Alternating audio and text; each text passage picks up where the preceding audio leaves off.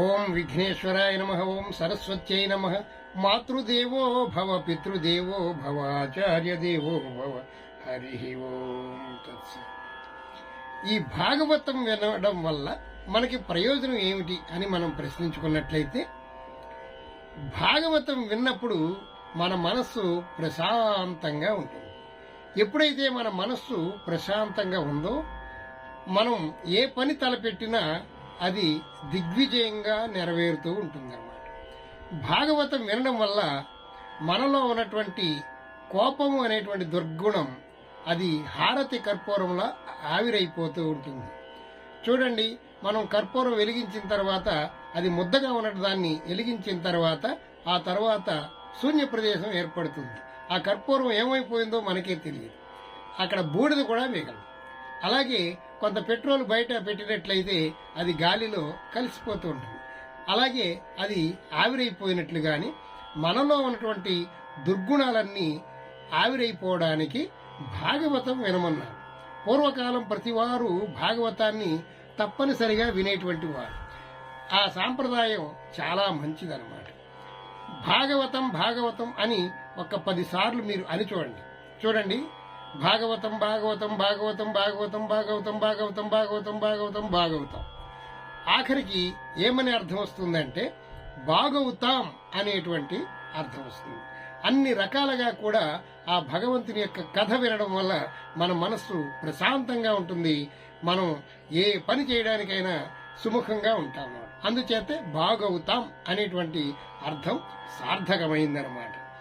ఈ భాగవతాన్ని చక్కగా వినడం వల్ల మన మనసు శుద్ధైపోతుంది.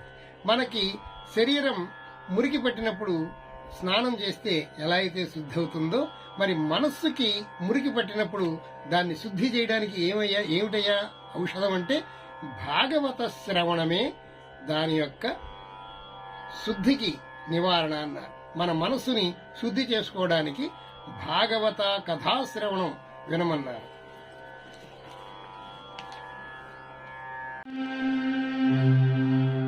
పూలదండలో పువ్వులులాగా, పూలదండలో పువ్వులులాగా ఎన్నో కథల సమాహారము.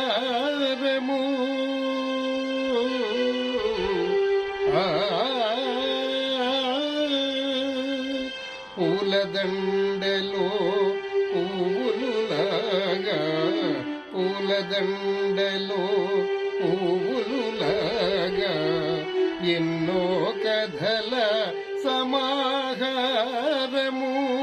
భక్తిని పెంచే మార్గమురా ఇది, భక్తిని పెంచే మార్గమురా ఇది, భాగవత కథా శ్రవణమురా.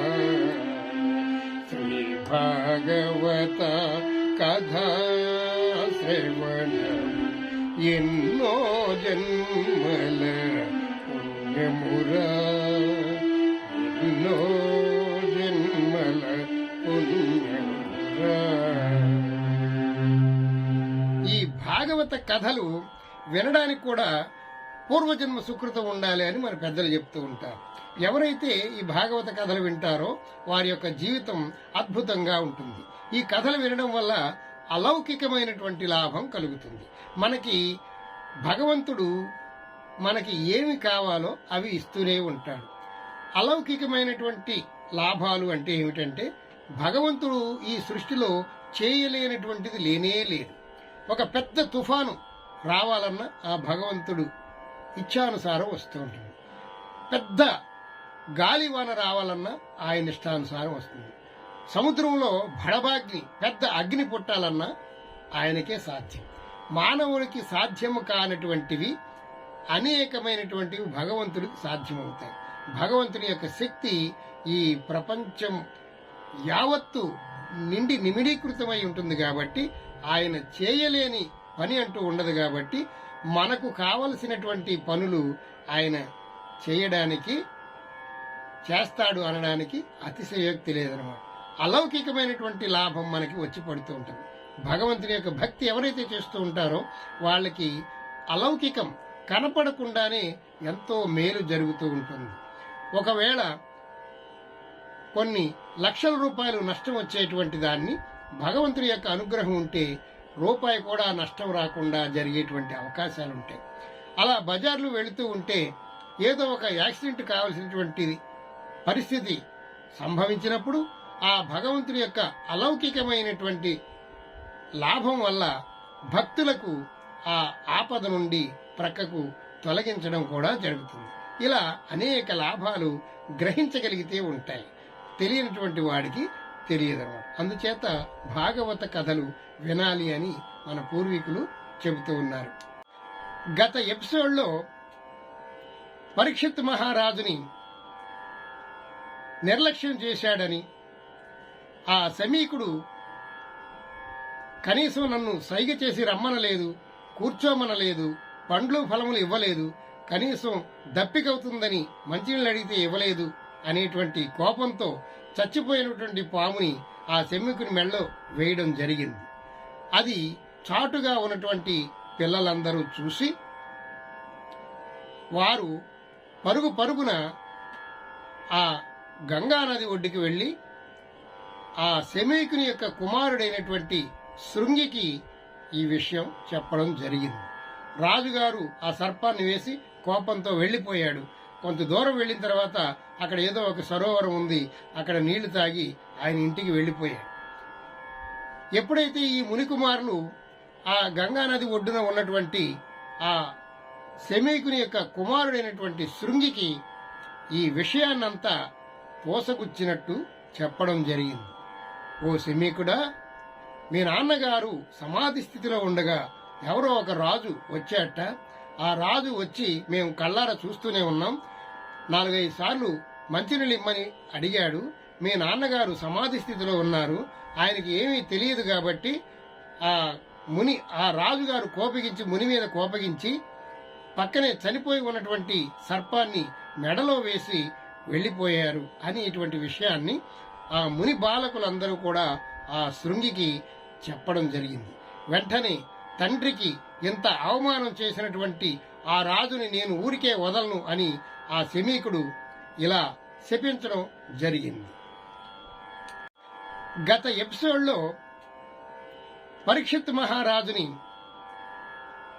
నిర్లక్ష్యం చేశాడని, ఆ శమీకుడు కనీసం నన్ను సైగ చేసి రమ్మనలేదు, కూర్చోమనలేదు, పండ్లు ఫలములు ఇవ్వలేదు, కనీసం దప్పికవుతుందని మంచినీళ్ళు అడిగితే ఇవ్వలేదు అనేటువంటి కోపంతో చచ్చిపోయినటువంటి పాముని ఆ శమీకుని మెడలో వేయడం జరిగింది. అది చాటుగా ఉన్నటువంటి పిల్లలందరూ చూసి వారు పరుగు పరుగున ఆ గంగానది ఒడ్డుకి వెళ్లి ఆ శమీకుని యొక్క కుమారుడైనటువంటి శృంగికి ఈ విషయం చెప్పడం జరిగింది. రాజుగారు ఆ సర్పాన్ని వేసి కోపంతో వెళ్లిపోయాడు. కొంత దూరం వెళ్లిన తర్వాత అక్కడ ఏదో ఒక సరోవరం ఉంది, అక్కడ నీళ్లు తాగి ఆయన ఇంటికి వెళ్లిపోయాడు. ఎప్పుడైతే ఈ మునికుమారులు ఆ గంగానది ఒడ్డున ఉన్నటువంటి ఆ శమీకుని యొక్క కుమారుడైనటువంటి శృంగికి ఈ విషయాన్నంతా పోసగుచ్చినట్టు చెప్పగా ఎవరో ఒక రాజు వచ్చాట. ఆ రాజు వచ్చి మేము కళ్ళారా చూస్తూనే ఉన్నాం, 4-5 సార్లు మంచినీళ్ళు ఇమ్మని అడిగాడు. మీ నాన్నగారు సమాధి స్థితిలో ఉన్నారు, ఆయనకి ఏమీ తెలియదు కాబట్టి ఆ రాజుగారు కోపగించి ముని మీద కోపగించి పక్కనే చనిపోయి ఉన్నటువంటి సర్పాన్ని మెడలో వేసి వెళ్లిపోయారు అని ఇటువంటి విషయాన్ని ఆ ముని బాలకులందరూ కూడా ఆ శృంగికి చెప్పడం జరిగింది. వెంటనే మేము అడవులలో తపస్సు చేసుకుని జీవించేటువంటి వాళ్ళం, మేము ఒకరి మీద ఆధారపడి మేము బ్రతకడం లేదు, ఒకరిని మోసం చేసి మేమేమీ ధనం సంపాదించడం లేదు, ఆ ధనంతో మేమేమీ బ్రతకడం లేదు, మా బ్రతుకు మేము బ్రతుకుతున్నాం. కందమూలాలు తింటూ ఏదో కాలక్షేపం చేస్తున్నటువంటి మా మీద ఆ రాజు ఇలాంటి అఘాయిత్యం చేయటం, మా తండ్రి గారిని అవమానించడం ఇది సమంజసం కాదు అని ఆ శృంగి ఆ రాజుని శపించడం జరిగింది. మా తండ్రి మెడలో చచ్చిన పామును వేసినటువంటి ఆ రాజు 7వ రోజున తక్షకుడు అనేటువంటి పాము చేత కరువబడి మరణించుగాక అని శపించాడు శృంగి.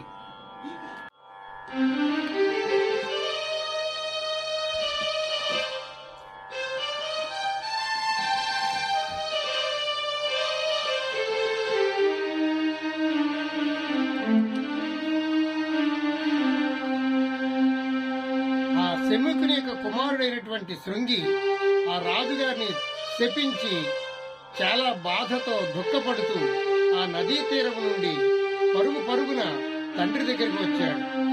తండ్రి మెడలో చచ్చిపడి ఉన్నటువంటి ఆ పాము శవాన్ని చూచి బోరున విలపిస్తూ దాన్ని తీసేటువంటి ధైర్యం లేక అక్కడే కూర్చొని ఎవరైనా వచ్చి ఈ పాముని మా తండ్రి గారి మెడలోంచి తీయండి అని ప్రార్థన చేస్తూ ఏడుస్తూ ఉన్నాడు.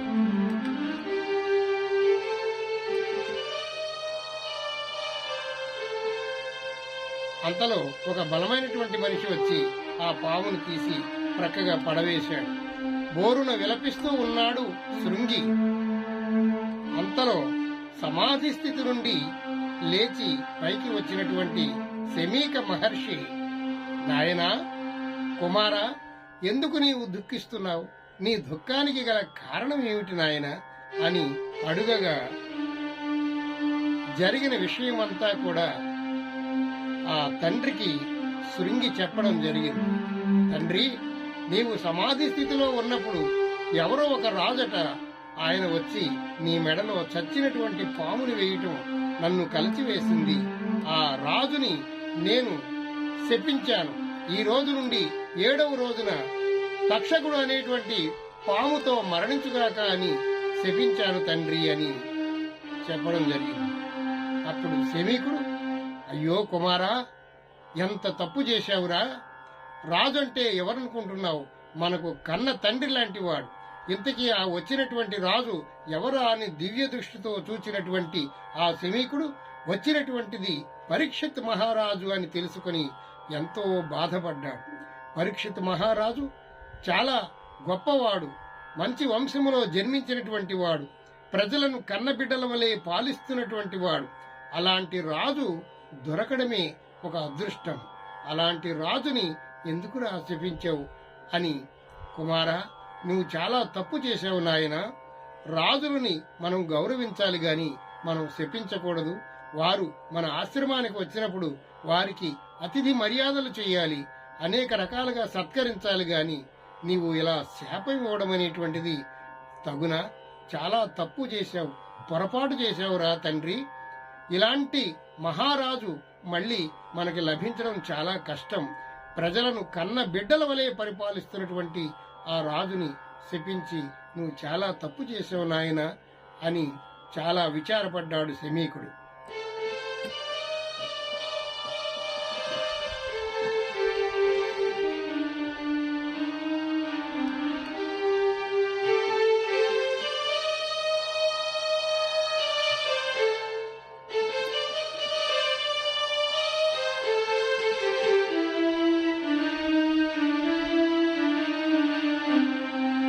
శమీకుని యొక్క శాపాన్ని ఉపసంహరించేటువంటి శక్తి తండ్రికి కూడా లేదు. ఏం చెయ్యాలా అని ఒక నిమిషం ఆలోచించి, ఓ మునికుమారులారా, ఈ జరిగిన విషయం అంతా ఆ రాజుగారికి తెలపడం సమంజసం. మీరు వెంటనే అంతఃపురానికి వెళ్లి ఆ రాజుగారికి జరిగిన విషయం చెప్పండి. 7 రోజుల్లో ఆయనకి మరణం తప్పదని, ఇలా జరిగిన విషయాన్నంతా చెప్పమని కొంతమంది ముని బాలకుల్ని ఆ శమీకుడు పురమాయించి అంతఃపురానికి పంపించారు. ఆ ముని బాలకులు దీనవదనంతో మహారాజు గారి దర్శనం కోరి మహారాజు దగ్గరికి వెళ్లి జరిగిన విషయం అంతా చెప్పారు. అయ్యా మహారాజా, మీరు కోపంలో చనిపోయినటువంటి పాముని సమాధి స్థితిలో ఉన్నటువంటి మా మహర్షి యొక్క మెడలో వేయటం జరిగింది. ఆయన సమాధి స్థితిలో ఉన్నారు. ఆయన కావాలని మీతో మాట్లాడకపోవడం కాదు. ఆయనకు సమాధి స్థితిలో ఉన్నప్పుడు బాహ్య ప్రపంచం వారికి తెలియదు, బయట ఏమి జరుగుతుందో తెలియదు. అలాంటి స్థితిలో ఉన్నటువంటి వారిని మీరు అవమానించడం వల్ల వారి కుమారుడైనటువంటి శృంగి మిమ్మల్ని 7వ రోజున తక్షకుడు అనేటువంటి సర్పంతో మీరు మరణిస్తారు అని శపించారు మహారాజా. ఆ శాపానికి తిరుగులేదు. ఆ శాపాన్ని ఎవరూ కూడా మాన్పలేరు. మీరు జాగ్రత్త వహించండి. ఈ విషయాన్ని మా శమీక మహర్షి మీకు తెలియపరిచి రమ్మన్నారు అని విచారవదనంతో చెప్పడంతో రాజుగారు ఎంతో బాధపడుతూ విని ఏం చెయ్యాలో అర్థం కాక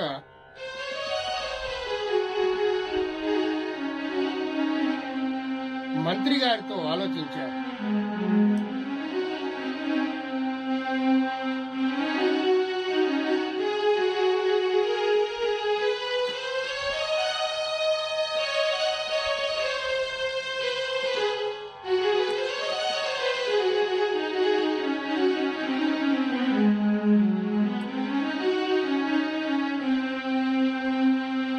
మంత్రులు మహర్షులు ఎంతమందిని ఆలోచించినా ఈ శాపానికి తిరుగులేదని వారు సమాధానం చెప్పడంతో మహారాజు ఏం చెయ్యాలో అర్థం కాక విచారవదనంతో చాలా బాధపడుతూ ఉన్నాడు పరీక్షిత్ మహారాజు.